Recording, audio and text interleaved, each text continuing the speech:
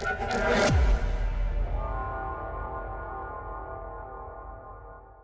year is 3019 of the Third Age. 2 years have passed since Sauron sent emissaries to the gates of King Brand of Dale and King Dain of the Dwarves, both of whom refused him. Since then, an uneasy peace has prevailed, as both men and dwarves knew it would not last. During this time, King Brand called for mobilization and the construction of several outposts on the border, with a main fort near the River Carnan. This location would serve as a rapid communication hub to the capital in case of an attack from the east. The dwarves, in parallel, began preparations, tirelessly increasing the number of weapons and armors, and fortifying defense systems in the cities of the Iron Hills and Erebor. Massive mobilizations have begun in the east, with spies sent from Dale bringing continuous reports of tens of thousands of soldiers marching in the south. Upon hearing these news, King Brand gave order to reinforce the fortresses and prepare the army, with the gathering point being the capital itself. The main fort at the River Carnan was defended by 25-30 men, professional soldiers comprising of infantry and archers. On March 10, 3019, several fortifications along the river were attacked and set on fire by Easterlings, causing panic to spread throughout the kingdom. Shortly after the loss of the smaller fortifications, a first army composed of Easterlings crossed the River Carnan and headed towards the main fort. Nearly 10,000 soldiers comprised this initial invading force. The plan was to isolate the north and prevent the sending of reinforcements to the forces in the south. On March 12, 3019, the enemy forces reached near the main fort. Camps appeared almost instantly, and siege equipment began to be constructed. The fort was surrounded, and the defenders found themselves in a critical situation with no possibility of retreat. The battle commenced on March 14 at noon, with the number of Easterlings outnumbering the defenders 4-1. The situation was critical. The sound of drums and trumpets announcing the beginning of the battle echoed through the valley and nearby woods.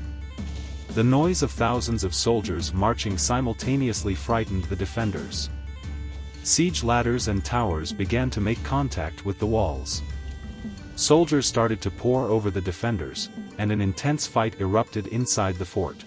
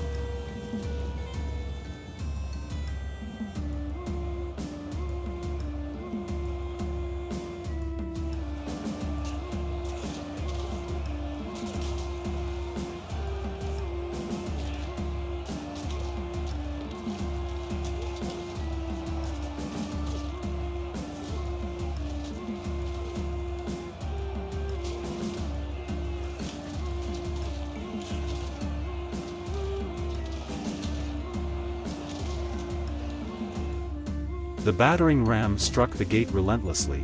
At any moment, it would fall, bringing the end.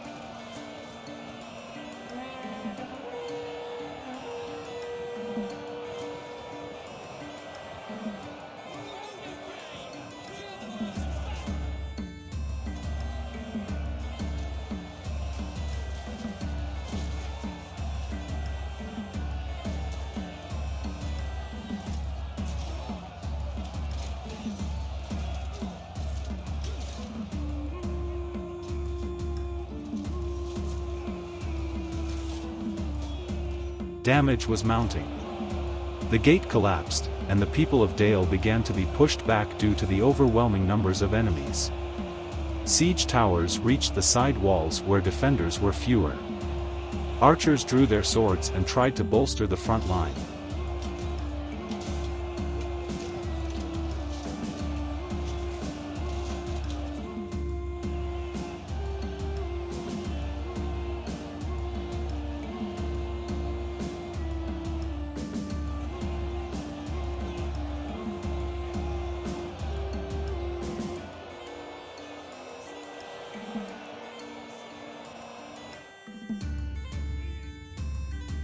Reinforcements had arrived. 1,345 cavalry riders attacked from 2 different directions, catching the enemy by surprise despite their small numbers.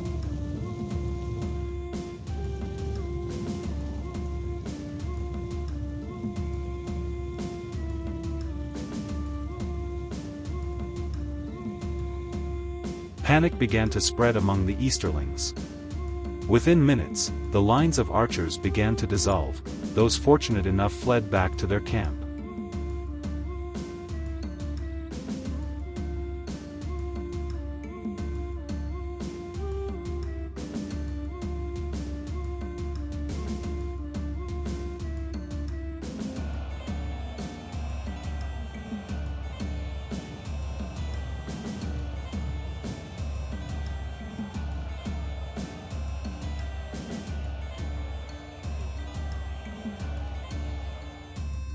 The infantry outside attempted to form a defensive line but failed, soon forced to flee as well.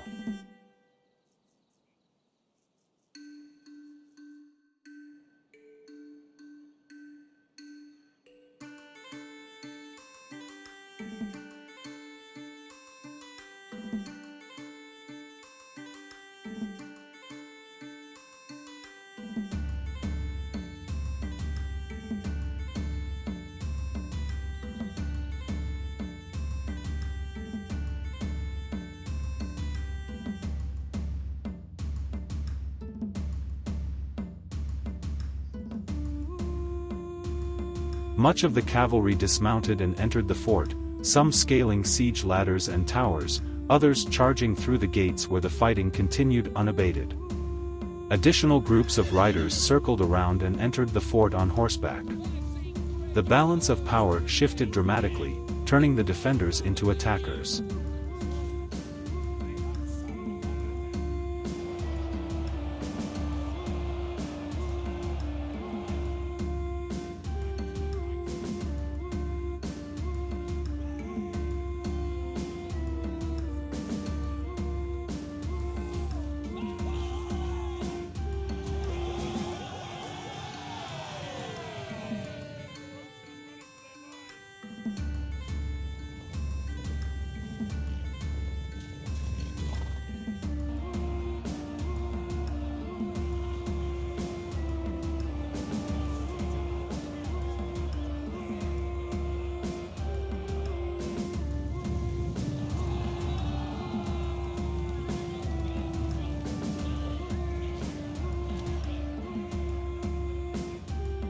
The leader of the Easterlings fell shortly after the onslaught began, and now most of the soldiers sought only a way to escape the carnage.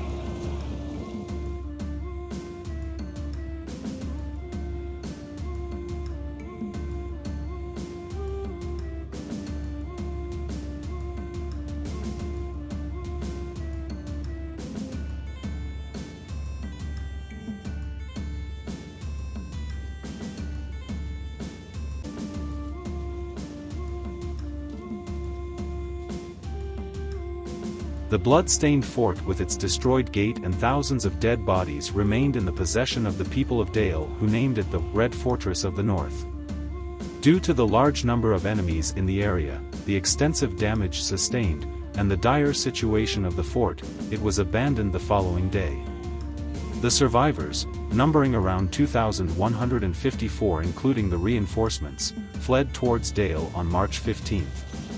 Despite suffering a significant defeat, Sauron's forces continued to advance towards the capital, but their progress was much slower and more cautious.